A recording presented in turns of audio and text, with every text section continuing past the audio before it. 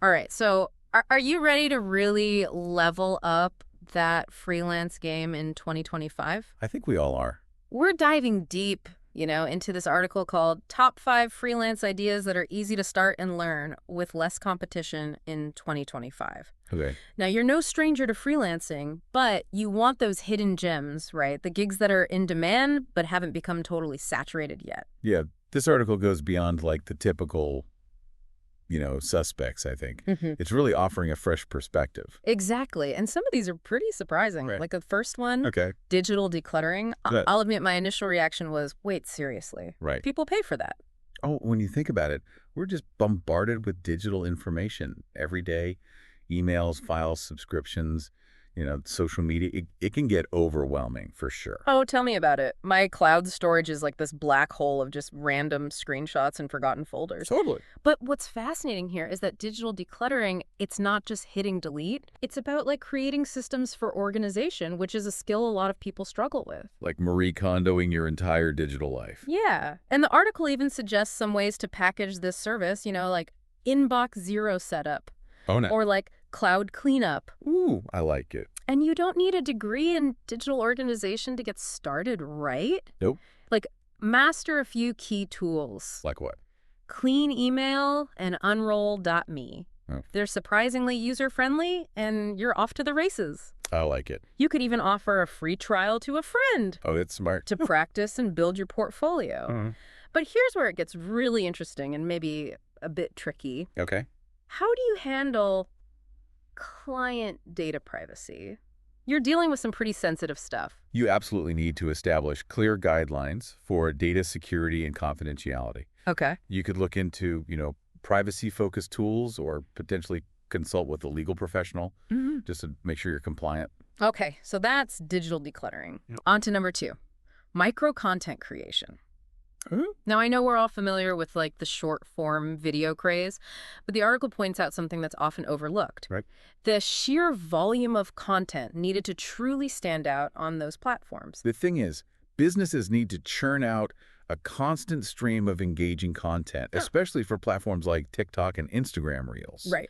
But many just don't have the time or the resources Right. or the in-house expertise even to do it effectively. So there's a huge opportunity for freelancers who can step in and create that content for them. Yeah, I see that. But just knowing how to use like CapCut or Canva isn't enough. Right. How do you actually create micro content that's going to grab attention and get results? That's where a solid content strategy comes in. Okay. You need to understand the target audience. Yeah. You need to understand the platform's algorithm and the different types of content that perform well. Okay. It's about more than just catchy music and trendy filters. It's really about storytelling, conveying information quickly, and creating a hook. It's almost like a mini filmmaking course crammed into 60 seconds. I agree. And I love this idea of repurposing like existing long-form content into these bite-sized videos. Yeah. You could take a client's blog post or article and turn it into a series of shorts. That's smart. Talk about adding value. Yeah. And speaking of niching down, focusing on a specific industry or theme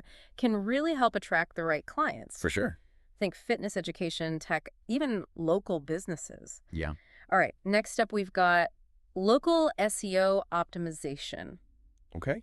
I'm not going to lie, SEO can feel like a bit of a black box sometimes. Right. But the article stresses that local SEO is much more approachable. It is, and it's an area where you can really make a difference for small businesses. Okay. Think about it, your favorite neighborhood coffee shop, Right. that cute boutique down the street. Yeah. They need to show up in those local search results, but they might not have the budget for a big SEO agency. So you become like their local SEO hero. Exactly. But what does that actually entail beyond the basics of optimizing their Google My Business profile? It's about understanding how people search for things in their area. Right. Think about the keywords they use. Right. Best pizza near me, or coffee shop with wifey. Mm-hmm. You're helping those businesses target those keywords, effectively manage their online reviews, build citations. So it's almost like you're becoming a local expert yourself. In a way, yeah. And I love that Google actually offers a ton of free resources to learn the basics of SEO. You Yeah. can start there and then maybe offer a free Google My Business audit That's smart. as a way to snag clients. Yeah, it's low risk for them to see the value that you can bring. Okay, let's move on to something that's definitely creating a ton of buzz these days. What's that? AI tool customization and tutoring. Oh, yeah. Everyone's talking about AI, but let's be real, it can be pretty intimidating. Yeah, absolutely. It's a rapidly evolving landscape. Yeah. And a lot of people are struggling to keep up. Yeah. They hear about these amazing AI tools, Uh-huh. but they have no idea where to start or how to actually use them. You know, this reminds me of when I first tried using ChatGPT. Oh, yeah. I was so excited about the possibilities, Mhm. but I spent more time battling with the settings than actually getting anything done. Oh, no. It was a total facepalm moment. And that's the kind of frustration that you can help alleviate. Okay. You become the AI whisperer, Okay, I like that. guiding people through that maze of tools like ChatGPT, Jasper AI, and even Canva AI. Okay. You know, these tools can revolutionize content creation marketing design, Right. but people need help. So it's not just about knowing how to use the tools yourself, it's about being able to translate that knowledge into actionable steps. Exactly. You're helping them unlock the true potential of these tools Right. by customizing them. Okay. So maybe you create custom templates for ChatGPT to generate marketing copy, or show someone how to use Canva AI to design social media graphics. And I'm guessing you could even build your own content around this, Ah, like YouTube tutorials, blog posts, totally. maybe even a mini course For sure. to really showcase your expertise. Sharing valuable tips and insights is a fantastic way to build authority.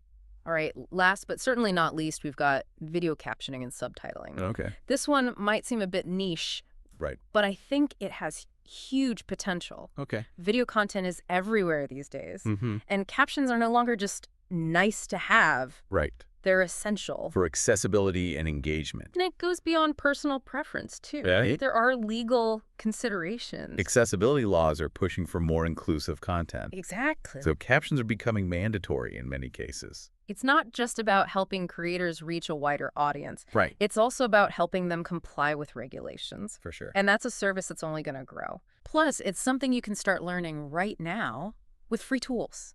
Like what? Like YouTube Studios Subtitle Editor. Okay, cool. No massive upfront investment required. You can practice on your own videos or offer to caption public domain content. Yeah. And just like with the micro content creation, finding a niche within video captioning can give you an edge. Right. Maybe you specialize in captions for fitness videos or e-learning content. So it's all about finding that sweet spot where your skills and interests align with a growing market need. That's right.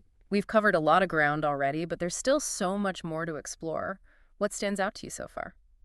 It's hard to pick just one. Yeah. They all have their own unique appeal. Yeah. Which one sparked your curiosity? That's the perfect question to ponder as we head into part 2 of this deep dive. Definitely. I mean, it's exciting to think about all these possibilities. Yeah. These freelance ideas, they're not just trendy gigs, right? They're tapping into like major shifts in how we work and how we consume information. Totally. And the need for organization, the demand for short form video, the rise of AI, these aren't just fads. They're forces shaping the future. That's where the real opportunity is. Yeah. But how do we actually go from like, ooh, that's cool, to actually building a sustainable business? Right. How do we make this a career? Yeah, let's break it down. Let's say you listened to part 1, you've had some time to think it over, and you've landed on an idea that clicks with you. Okay. What are those next steps? First, you need a portfolio. Hmm. Clients want to see proof that you can actually deliver. Right. That doesn't mean you need like a huge list of clients right away. Right. Even small projects, even volunteer work, those can showcase your skills. So this is where that free trial for a friend strategy comes in handy. Exactly. Offer to, declutter a friend's inbox, create a few sample videos, or do an SEO audit for a local business. Okay, I like it. Those real-world examples can be super powerful. And I'm guessing it's not just about showing what you can do, it's also about showcasing like your process and professionalism. Absolutely. Clients want to know that you understand their needs, that you have a clear workflow, that you're easy to work with. Okay, so we've got the portfolio. Now, what about money? How do you determine your rates and package your services in a way that makes sense? That's where things can get a little tricky, especially when you're first starting out. Right. It's tempting to undervalue your services, but remember, you're running a business. Right. You have to factor in your time, your expertise, your costs. And I've heard those horror stories of freelancers getting trapped in this race to the bottom, Yeah. constantly lowering their prices to compete. How do you avoid that? You have to position yourself as an expert, not just another freelancer. Okay. Focusing on that specific niche can really help you stand out. Right. So it's about finding that sweet spot. Yeah. A niche that's in demand but not totally saturated. Right. But even with a great portfolio and a solid pricing strategy, you still need to find those clients, right? That's where the marketing comes in. How do you do that? For freelancers, it's not just about like throwing up a website and hoping people find you. Right. You have to be proactive and creative. So let's talk strategy. What are some effective ways to market yourself these days? Social media is your friend. Okay. Platforms like LinkedIn, Instagram, even TikTok can be incredibly powerful. I'm guessing it's not just about posting random selfies, though. No, it's not. How do you use it to attract clients? You share valuable content, Okay. stuff that positions you as a thought leader. Like what kind of stuff? If you consistently share insightful tips and, behind-the-scenes glimpses of your work client testimonials, people will start to see you as that go-to expert. So it's about building trust and credibility. Exactly. And also, don't underestimate networking. Okay. Join online communities, attend industry events, and reach out to people. Remember, word of mouth is still gold. It is. Tell everyone you know about your awesome freelance services. You never know where that next client might come from.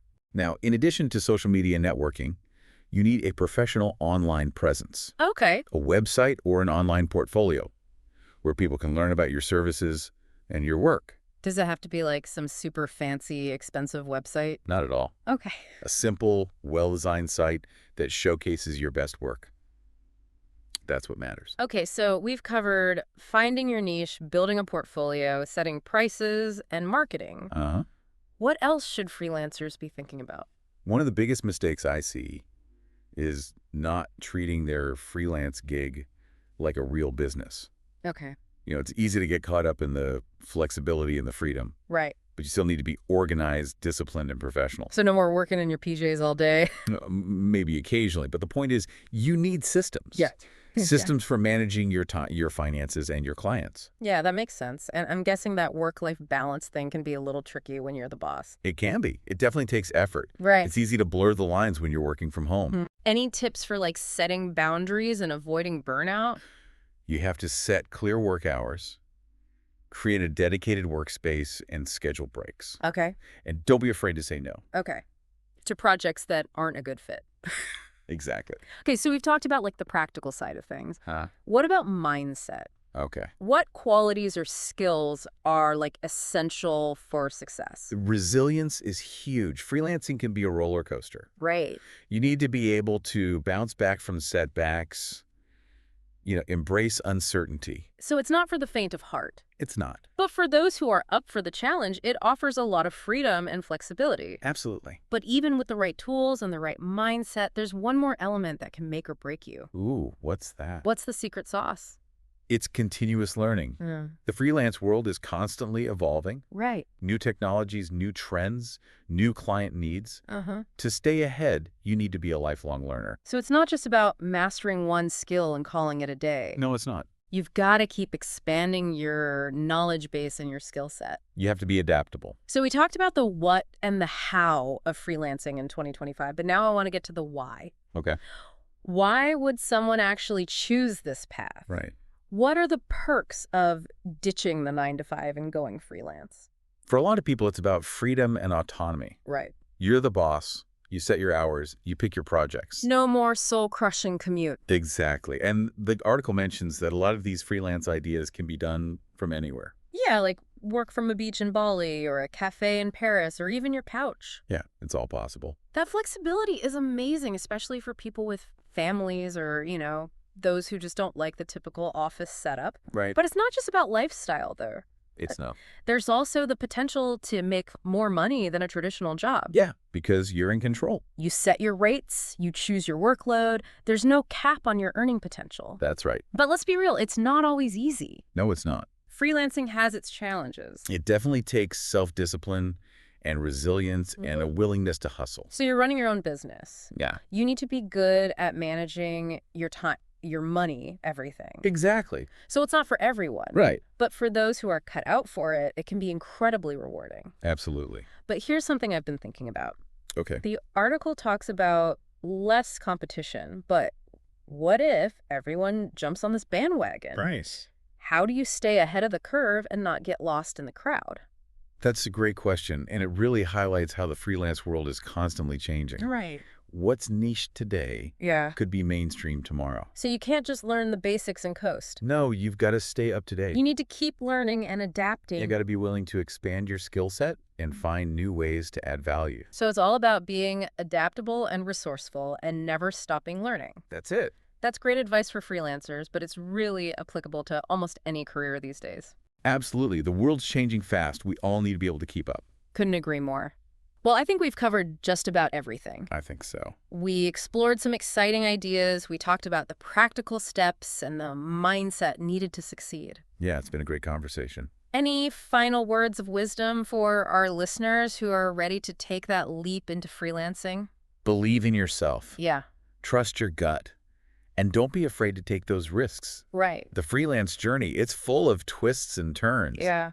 But it can be incredibly rewarding. And remember, you don't have to do it alone. That's right. There's a whole community out there ready to support you. For sure. Find your tribe. Now, as we wrap up, I want to leave you with one final thought. Okay. Imagine yourself a year from now, you've taken the plunge, you've launched your business, you're thriving. Okay. What does that success look like for you? Right. What impact are you making? That's a powerful question to think about. It's not just about the money, it's about creating a life and a career that you love. Exactly. Yeah. So go out there, embrace the adventure, and make it your own. Thanks for joining us for this deep dive. We'll see you next time for another exploration of the world of knowledge and ideas.